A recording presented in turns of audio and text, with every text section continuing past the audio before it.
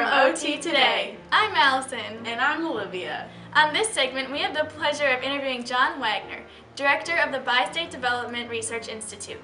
Wagner works with Links2Health, which is a mobile health unit that is stationed at 4 different metro stations in St. Louis County, which plans for expansion into St. Louis City. With the goal of reaching people experiencing poverty, one of the main populations that they serve are residents of North City. Through a grant from the Federal Transit Administration, this goal has become a reality for the St. Louis community. The mobile health unit is operated by the St. Louis County Health Department, with help and assistance from the Bi-State Development Research Institute. Now we're going to switch over to Aaron with John Wagner. So, what is the basic mission for your mobile health unit?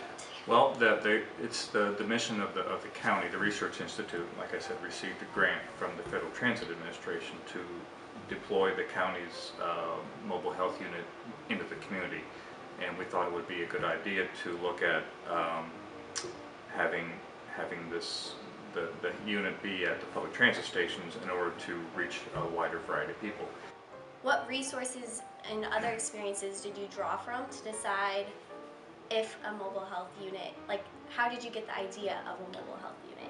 Well, it came from a gentleman, a friend of mine at work actually, who thought about the idea of using, and it all goes back to using the public transit stations as a form of community infrastructure. I mean, the infrastructure is already there, and we're just using it for other purposes beyond just being a bus station or a train station.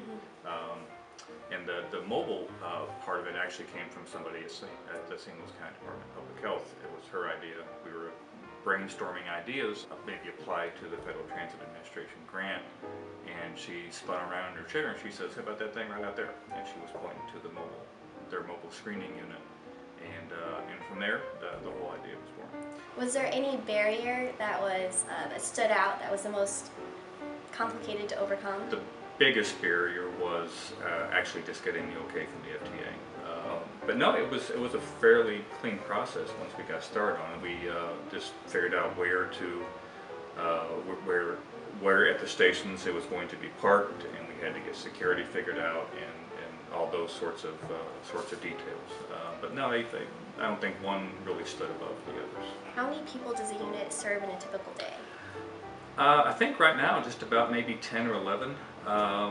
It varies a little bit. I don't think they've had the quantity of people that they were hoping for, but it started in December. It's not exactly the best time in the year to be starting anything where people are outside. Right now the unit is stationed at 4 public transit stations actually in St. Louis County, and those are really the highest need areas.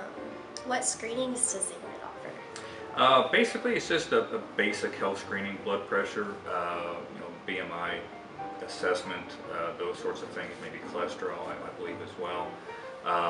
But one of the biggest, one of the greatest needs is to get people access to a primary care physician. So if they don't have insurance, they'll get them signed up for insurance and get them a doctor.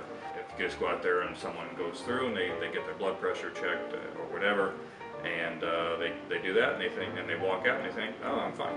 I don't need to go to the doctor." Then you're making things worse, because maybe that person does need a doctor, but they went through the screening process, so they're fine, when that really isn't the case. Do you find that you have all the resources that you need? It'd always be nice to have a few more resources. We run a pretty lean ship, I think, at the Research Institute. I'd love to have more resources, to have additional health resources out in the community. But I think we do pretty well with what we have, though. But I don't give it a great deal of thought, because I work with what we have. Actually, I would like to address, and we are addressing it to a large degree, is access to healthy food. And I think that in the mobile health unit worked well hand in hand. We did receive a grant from the Missouri Foundation for Health to put 2 healthy food kiosks at Metrolink stations. So we have one in North Hanley and one in Wellston. That's not mobile, it's there all the time. How will you fund the health unit after the 18-month demo? That's a good point. If they saw a number of patients, X number of patients during the year and a half, if people actually made follow-up appointments, then that would be an indicator that it was working. Hopefully we may receive another grant to continue the program, or maybe actually have it funded through the county's budget process. What made you start with the mobile health unit? What inspired you to get involved? The feasibility study that we did, which was also the idea of a friend at work. He had the idea of doing that, and he applied to the Missouri Foundation for Health. They've been very kind to us to do the feasibility study. And in the process of the feasibility study, the grant became, it's called the Rides to Wellness Grant. The grant became available, so I kind of put the feasibility study aside for a little while to concentrate on applying for the grant with the county. From there, again, it's in the same with the access to the healthy food in the link markets. It's using the infrastructure that's at the stations for more than public transit. It's using it as a community infrastructure that's for the better good, and of course, providing health resources in the way of a screening unit or healthy food. So it's good for the community. So it's something that's worth doing. Mm-hmm. If comfortable, tell us your best and worst experiences from being part of the mobile health unit. Has anything made this experience especially worthwhile? I don't know that I've had any really bad experiences aside from just getting it started, really. Some of the best experiences, though, are just the people that visit, that show up at the clinic or the health unit, and are thrilled that it's there, and the reception that we've received from the community has been really gratifying.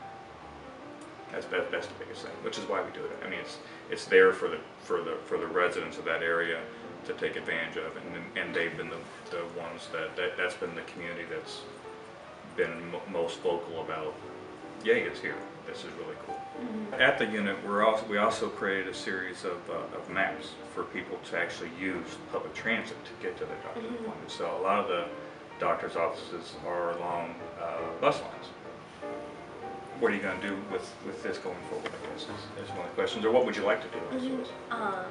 I think that just like by sharing your story and being aware of the resources within St. Louis and being aware of the need within the community, as future practitioners, we can advocate for our clients and understand the context of their situation and understand what influences are contributing to their health.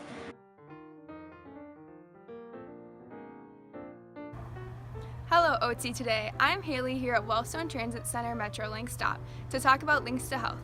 Links2Health offers free and fast health screenings. It is an 18-month pilot program offering assessments for blood pressure, diabetes, and other health screenings. Everyone who visits gets to apply for health insurance and follow up primary care. On Monday, the health unit goes to Rock Road, Tuesday to North County, Wednesday to North Hanley, and Thursday to Wellstone. The hours of operation are 11 a.m. to 6:30 p.m. Now we will hear from Courtney about Link Markets. Thank you, Haley. This is Courtney at the Link Market, which is a pop-up grocery store. The Link Market is a part of the Links2Health program where people can stop in at the food kiosks located at the North Hanley and Wilson Transit Centers. These food kiosks sell fresh produce, milk, bread, meat, and other healthy options at low prices. The Link Market is open Monday through Friday, 9 a.m. to 5 p.m. and accepts cash, credit, and EBT payments.